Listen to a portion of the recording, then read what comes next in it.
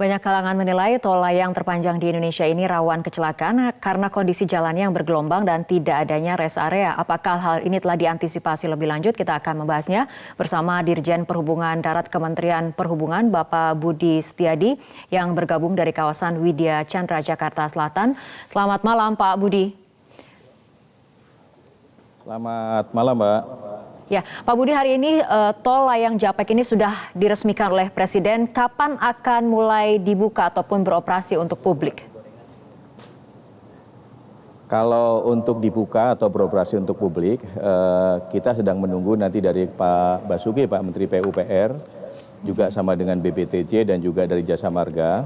Karena tadi kan ada peresmian banyak tenda-tenda yang terpasang dan kita juga melihat masih beberapa yang mungkin butuh segera dievakuasi. Seperti biasa, nanti kalau akan dilakukan, katakan mulai dibuka untuk publik, pasti ada statement yang bisa disampaikan kepada masyarakat, sehingga bisa langsung digunakan untuk kalangan masyarakat semuanya. Kami mendapatkan informasi antara tanggal 15 Desember ataupun tanggal 20 Desember, apakah hal itu mungkin dilakukan, Pak Budi? Kalau saya perhatikan tadi kondisi jalan dan juga beberapa hari yang lalu, kami dengan Pak Menteri Perhubungan juga sudah meninjau. Dengan Pak Menteri kita sudah melihat sampai 2 atau 3 kali dan tadi juga saya juga menyaksikan juga bersama. Memang kalau lihat secara umum jalan itu sudah siap dilalui.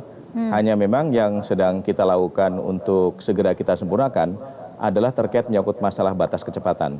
Agak berbeda untuk jalan yang tol elevated ini, kecepatannya berbeda dengan yang tol yang biasa. Kita sudah merumuskan bersama-sama dengan stakeholder yang lain, kecepatan minimal itu 60 km per jam dan kecepatan maksimalnya 80 km per jam. Dan kemudian untuk sementara saya sudah mendapatkan surat dari Dirut Jasa Marga bahwa untuk golongan kendaraan yang sementara direkomendasikan atau kemudian yang mengusulkan kepada Kementerian Perhubungan di Dirjen Perhubungan Darat adalah untuk kendaraan golongan 1 tidak termasuk bus dengan truk. Jadi artinya bahwa yang dibolehkan sementara ini untuk menggunakan tol elevated adalah golongan 1, kendaraan-kendaraan pribadi, kendaraan penumpang, tidak termasuk untuk jenis bus maupun truk. Dan ini akan segera saya keluarkan peraturan menterinya dalam waktu dekat ini. Pak Budi, ada pengaturan pembatasan kendaraan dan juga batas kecepatan kendaraan. Ini nantinya pengawasannya akan seperti apa? Tadi saya sudah sempat diskusi dengan Pak Kakor Polri karena pengawasan di lapangan kan kebanyakan dari teman-teman kepolisian dari PJR. Jadi memang yang butuh pertama kali harus pemahaman dari semua masyarakat yang akan menggunakan. Saya katakan upayakan tidak lebih dari 80 km per jam. Karena apa? Memang ada yang masih belum sempurna, yaitu di expansion joinnya atau kemudian pertemuan antara pas di pertengahan itu ada terasa mungkin kurang begitu mulus. Jadi kalau kecepatan di atas 80 km per jam itu agak sedikit melayang sedikit. Nah, apalagi kalau kecepatan 100 km per jam. Nah, ini yang butuh dipahami oleh masyarakat semuanya. Tadi saya mencoba dengan kecepatan 80 itu menurut saya cukup bagus. Tapi kalau kemudian kita lengah karena mungkin jalannya agak kosong, mengambil kecepatan di atas 100 km per jam itu yang agak bahaya. Jadi nantinya kita sudah kerjasama dengan kepolisian, tadi sudah menyampaikan setiap saat ini nanti ada petugas-petugas kepolisian yang akan melakukan pengawasan secara terus-menerus selama 24 jam untuk Jakarta Cikampek, terutama yang tol elevated ini.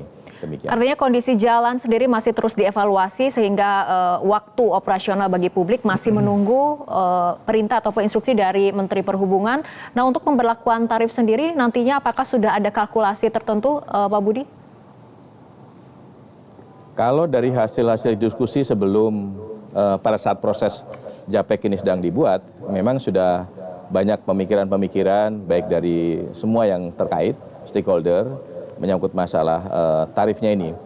Kalau diambil rata-rata memang untuk biaya investasi pembuatan yang elevated pasti akan lebih mahal.